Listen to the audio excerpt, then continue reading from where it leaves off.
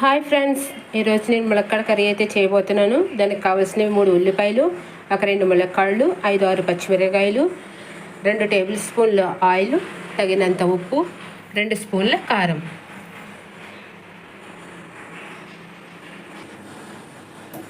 ముందుగా stove on చేసుకుని stove మీద అయితే కళాయి పెట్టుకోవాలండి.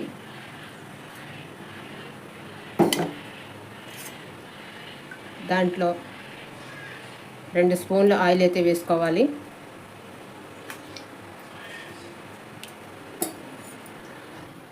వేసుకున్నాక ఆయిల్ అయితే వీట్ అవ్వాలండి. వీట్ అయిందో లేదో ఇలా చూసుకుంటే మనకు తెలుస్తుంది. ఆయిల్ అయితే వీట్ అవ్వింది. ఇప్పుడు అందులో ఆనియన్స్ వేసుకోవాలి.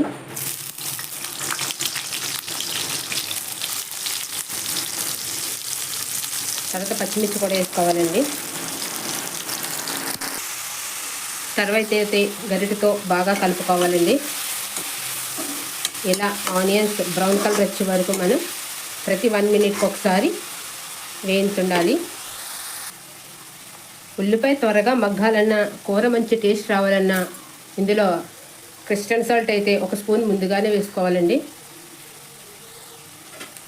వేసుకుని ఒకసారి మొత్తం అంతా బాగా కలపాలి. ఇలా చేసినట్టయితే ఉల్లిపాయ తొందరగా మగ్గుతుంది, కూర మంచి టేస్ట్ కూడా వస్తుంది. ఇలా అస్తమాను అడిగిన మాడి పెట్టకుండా కలుపుతూ ఉండాలండి. చూడండి, ఇది ఇప్పుడు ఉల్లిపాయ కంప్లీట్గా మగ్గింది. ఎలా అంటే ఆయిల్ మనకి పైకి వస్తూ ఉంటుంది. ఆయిల్ అలా మనకి పైకి వస్తుంటే ఉల్లిపాయ మగ్గినన్నమాట. ఇప్పుడు మనం ఇందులో ములక్కాడ ముక్కలు వేసుకుందాం. చూడండి, ములక్కాడ ముక్కలు వేస్తున్నాను.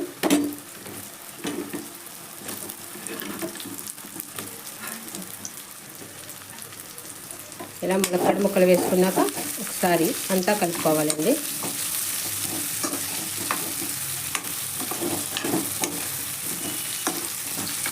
ఇలా కలుపుకున్నాక స్టవ్ సిమ్లో పెట్టాలి. సిమ్లో పెట్టుకొని మూత పెట్టాలండి. దీనిపైన 90% ఇది ఆయిల్లోనే మగ్గిపోవాలి. అప్పుడే కూర చాలా టేస్టీగా ఉంటుంది. ఇప్పుడు దీనిపైన మనం మూత పెడదామండి. ఇప్పుడు దీనిపైన మూత అయితే పెట్టి మనం 5 నిమిషాలు ఇలాగా స్లోలోనే మగ్గబెడదామండి ములక్కాడని. ఇప్పుడు మూత అయితే ఓపెన్ చేసి చూద్దామండి. చూడండి, ములక్కాడ 90% మగ్గిపోయింది. ఇప్పుడు మనం దీంట్లోకి తగినంత కారం వేసుకుందాం.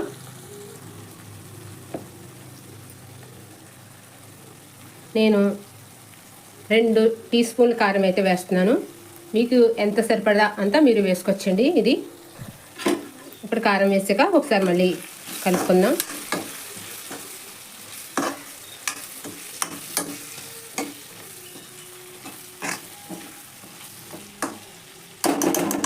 ఇలా కలుపుకొని ఒక 1 మినిట్ మళ్ళీ ప్లేట్ మూత పెట్టుకుందామండి.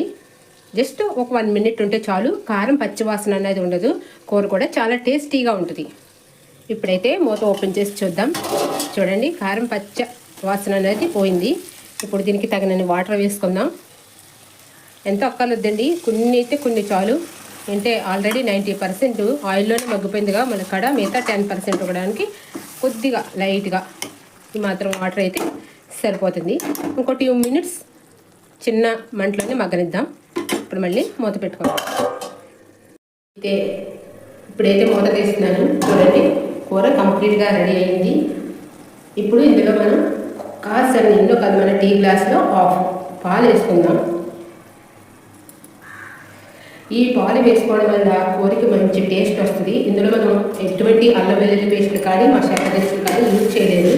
ఇప్పుడు అందరూ షుగర్ పేషెంట్లు ఉన్నారు కదండి, షుగర్ బీపీతో ఉన్నారు కదా అందరినీ. ఇప్పుడున్న కాలం బట్టి ఎవరు మసాలా దినుసులు తినద్దని డాక్టర్ గారు చెప్తున్నారు. అందుకే ఎటువంటి మసాలాలు లేకుండా సూపర్ పర్ఫెక్ట్గా మంచి టేస్టీతో ములక్కాడ కర్రీ అయితే వండాను. ప్లీజ్ ఫ్రెండ్స్, నా ఛానల్ నచ్చినట్లయితే సబ్స్క్రైబ్ చేసుకోండి, లైక్ చేయండి, షేర్ చేయండి. Please please please please.